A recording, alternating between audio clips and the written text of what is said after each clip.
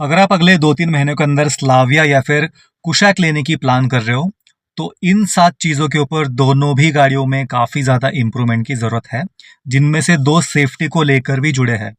वैसे तो गाड़ियाँ 5 स्टार सेफ्टी रेटिंग के साथ आती है, लेकिन फिर भी 2 ऐसे इम्प्रूवमेंट्स हैं, जहाँ पे सेफ्टी को लेके कंसर्न्स अभी भी है। तो सवाल वही उठता है, क्या मुझे फेसलिफ्ट आने तक वेट करना चाहिए जिसमें ये सारे इंप्रूवमेंट्स किए जाएंगे, या फिर अगर मुझे अच्छा डिस्काउंट मिलता है फेसलिफ्ट आने से पहले, तो क्या मुझे करंट मॉडल्स उठानी चाहिए? वो कौन सी 7 चीज़ है जिसके ऊपर इंप्रूवमेंट की ज़रूरत है, वीडियो में आगे डिटेल में जानेंगे। तो शुरुआत करते हैं वीडियो की एक छोटे से इंट्रो के साथ।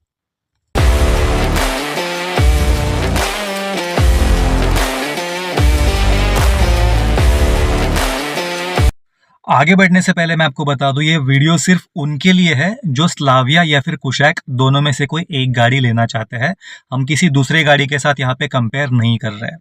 तो आगे बढ़ने से पहले अगर आपने चैनल को अब तक सब्सक्राइब नहीं किया, प्लीज़ कर दीजिए। हमारे वीडियोस आपके बाइंग डिसीजन को आसान बनाने में और आपके काफ़ी सारे पैसे बचाने में आपकी हमेशा हेल्प करेंगे। तो सब्सक्राइब करके आप सपोर्ट कर सकते हो, बिल्कुल फ्री ऑफ कॉस्ट है और सिर्फ 1 सेकेंड का टाइम लगेगा। मैं 1 सेकेंड वेट करता हूँ, आप हमें सपोर्ट कर सकते हो। देखा कितना आसान था और फ्री ऑफ कॉस्ट भी। तो सीधा टॉपिक की तरफ आगे बढ़ते हैं। तो 7 ऐसी कौन सी चीज़ें हैं जहाँ पे इम्प्रूवमेंट की ज़रूरत है, तो हम एक एक करके जाएंगे। तो इसमें सबसे पहला जो कंसर्न है वो सेफ्टी को लेके जुड़ा है, जो कि है इसका ऑटो हिल होल्ड का फीचर। वैसे तो ये काफ़ी यूज़फुल फीचर है, खास करके आप हिली एरियाज़ में ड्राइव करते हो, स्लोप पे ड्राइव करते हो। अगर आप न्यू ड्राइवर हो तो आपके लिए ये फीचर काफ़ी यूज़फुल है। लेकिन जो स्लाविया और जो कुशैक में आपको हिल होल्ड मिलता है, ये मैनुअल देने की जगह इन्होंने ऑटो हिल होल्ड दिया है। अभी यहाँ पे प्रॉब्लम क्या आती है? मान के चलो आप ट्रैफिक में ड्राइव कर रहे हो, एक हल्के से स्लोप के ऊपर हो और बम्पर टू बम्पर ट्रैफिक में आप फंसे हो। जब आपको गाड़ी को सडनली मूव करना होता है, तब ये 1 से 1.5 सेकंड के लैग की वजह से गाड़ी तुरंत मूव नहीं होती है। 1.5 सेकंड बाद गाड़ी रिस्पॉन्ड करती है। तो ट्रैफिक में क्या होता है कि आपको गाड़ी एकदम आप चिपक चिपक के चलते हो। आपको सडनली जब गाड़ी को आगे खींचना है, आगे मूव करना है, गाड़ी आगे बढ़ती नहीं है। और सडनली जब बीच में कोई आ जाता है, जब आप प्रिपेयर नहीं होते हो, तब गाड़ी सडनली आगे मूव करने लगती है। ऐसे हमारे शोरूम में 2-3 एक्सीडेंट में हमने माइनर एक्सीडेंट देखे हैं, जहाँ पे ड्राइवर बहुत कंफ्यूज हो गया था। जब मुझे गाड़ी को मूव करना था, गाड़ी मूव हुई नहीं, और जब मैं प्रिपेयर नहीं था, गाड़ी सडनली आगे जाके डैश हो गई। तो यहाँ पे ऑटोमेटिक देने की जगह अगर अगर ये मैनुअल फंक्शन के साथ देता है, जब आप हिल पे ड्राइव कर रहे हो हम इसको एंगेज कर लेंगे। जब हम ट्रैफिक में ड्राइव कर रहे हैं बम्पर टू बम्पर में, तब हम उसको डिसएंगेज करने का ऑप्शन भी हमको देना चाहिए था। तो उम्मीद करेंगे आने वाले फेसलिफ्ट में ये ऑटो की जगह ये मैनुअल हिल होल्ड दे दे। फंक्शन काफ़ी अच्छा है, बहुत अच्छे से चलता है, लेकिन ये हर जगह ऑटोमेटिक होना नहीं चाहिए। हर जगह सेंसर ने डिसाइड नहीं करना चाहिए गाड़ी कब मूव करनी है कब नहीं। हमारे हाथ में भी कुछ कंट्रोल्स होने चाहिए, खास करके हेवी ट्रैफिक में। तो ये एक चीज़ के ऊपर इंप्रूवमेंट की ज़रूरत है, तो ऑटो की जगह मैनुअल देने की बहुत ज़्यादा यहाँ पे ज़रूरत है। इसके बाद जो दूसरा कंसर्न है वो भी सिमिलर है। वो है 1 लीटर इंजन में दोनों गाड़ियों में, स्कोडा स्लाविया और कुशैक में। जो 1 लीटर इंजन है वहाँ पे 1 से 1.5 सेकंड का टर्बो लैग है। इसमें भी सेम कन्फ्यूजन क्रिएट होता है। आप ट्रैफिक में हो, आपको जब गाड़ी को सडनली मूव करना है, गाड़ी रिस्पॉन्ड नहीं करती है, और जब आप प्रिपेयर नहीं रहते हो, गाड़ी सडनली आगे मूव करना चालू कर देती है। इससे एक कन्फ्यूजन सा क्रिएट हो जाता है, खास करके हेवी ट्रैफिक में। तो ये टर्बो लैग अगर अच्छे ट्यूनिंग के साथ कम हो जाए, तो गाड़ी और भी स्मूथली चलेगी और ड्राइवर और भी कॉन्फिडेंट फील करेगा। तो उम्मीद करते हैं हम जो जो यहाँ पे रिकमेंडेशन दे रहे हैं, आने वाले फेसलिफ्ट में इसके ऊपर इम्प्रूवमेंट किया जाए। ऑफिशियली कोई अपडेट नहीं है, लेकिन उम्मीद कर रहे हैं कि ये क्लियर किया जाए। इसके बाद जो तीसरा इशू है वो एसी को लेके जुड़ा है। इसका जो एसी का कंप्रेसर है, गाड़ी के साइज के हिसाब से काफ़ी छोटा है, खास करके स्लाविया में। जिस लेंथ की, जिस साइज की ये गाड़ी है, उसी साइज का कंप्रेसर देना चाहिए था। कुशैक में भी एसी का इशू है। सो आने वाले फेसलिफ्ट में उम्मीद करेंगे बड़ा कंप्रेसर मिल जाए, वेरिएबल टाइप का कंप्रेसर मिल जाए, जिसमें केबिन अच्छे से कूल हो जाए। चौथा इशू भी एसी को लेके ही जुड़ा है। एसी से ज़्यादा मैं कहूँगा प्लास्टिक ग्रेड को लेके जुड़ा है। बहुत लोग कहते हैं कि इसमें चीप क्वालिटी का प्लास्टिक यूज़ किया गया है, प्लास्टिक की क्वालिटी अच्छी नहीं है। क्वालिटी वाइज कोई दिक्कत वैसे तो है नहीं, लेकिन जो ग्रेड्स यूज़ किए गए हैं, जो कॉम्बिनेशन यूज़ किए गए हैं, वो काफ़ी गलत है, खास करके स्लाविया में। इसके ऊपर मैंने एक अलग सा वीडियो भी बनाया है। तो इन शॉर्ट मैं आपको बोल देता हूँ, ये जो ग्रेड्स यहाँ पे यूज़ किए गए हैं, ये गर्म तो जल्दी हो जाते हैं धूप में, सनलाइट में, लेकिन इसको ठंडा होने को काफ़ी ज़्यादा टाइम लगता है। तो आपकी गाड़ी में एसी इफेक्टिव होगा तो भी जब तक प्लास्टिक कूल डाउन नहीं होगे, आपको केबिन हमेशा गर्म ही फील होगा। तो कंप्रेसर के साथ साथ प्लास्टिक ग्रेड के ऊपर भी काम करने की काफ़ी ज़रूरत है। भले आप सस्ता चीप प्लास्टिक दे दो, लेकिन आप ऐसे ग्रेड डालो जो जल्दी से कूल डाउन हो जाए केबिन में, खास करके डैशबोर्ड के ऊपर। ये हो गया। तो दो चीज़ें हमने देखी सेफ्टी को लेके, दो चीज़ें हमने देखी एसी परफॉर्मेंस को लेके और प्लास्टिक ग्रेड को लेके। इसके बाद जो स्लाविया में, कुशैक में तो स्टैटिक फंक्शन के साथ आता है, लेकिन जो स्लाविया का फॉग लैंप है वो भी स्टैटिक कॉर्नरिंग फंक्शन के साथ देना चाहिए था, वो भी चीज़ यहाँ पे मिसिंग है। इसके अलावा इसमें टीपीएमएस का फंक्शन तो दिया है, लेकिन ये यूजुअली यहाँ पे क्लस्टर पे होना चाहिए था रियल टाइम अपडेट के साथ में। चारों टायर में कितनी हवा है उसका रियल टाइम अपडेट यहाँ पे क्लस्टर पे दिखना चाहिए था, लेकिन स्लाविया और कुशैक में यहाँ पे आपको टच स्क्रीन में दिखता है, ये स्क्रीन पे दिखता है, लेकिन यहाँ पे रियल टाइम आपको अपडेट्स नहीं दिखेंगे।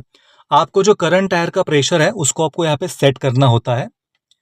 आपने जो भी नंबर्स पे टायर प्रेशर सेट किया है, उससे जब भी आपका प्रेशर कम होगा टायर का, तभी आपको यहाँ पे अलर्ट आ जाएगा। लेकिन चारों टायर में अभी कितनी हवा है उसका रियल टाइम यहाँ पे कोई भी अपडेट यहाँ पे नहीं मिलता है।